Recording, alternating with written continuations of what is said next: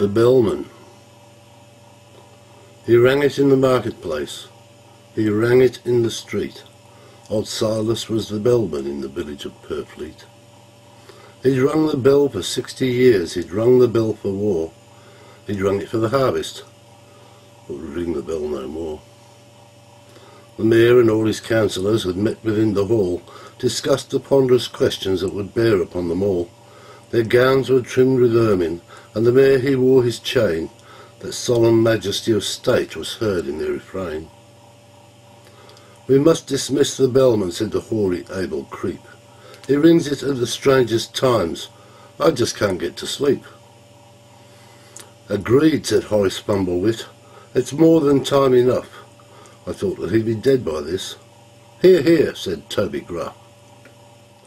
They called him to the chamber and delivered him the score. Old Silas staggered back in shock. They'd rocked him to the core. He raised the bell above his head and gave a mighty clang, then jumped up on their table where they sat. Their ears rang. "I've been the bellman 60 years. My father taught me then. His father went before him, rang the bell for Inkerman. But way, way back before that time, my forebears had a stake.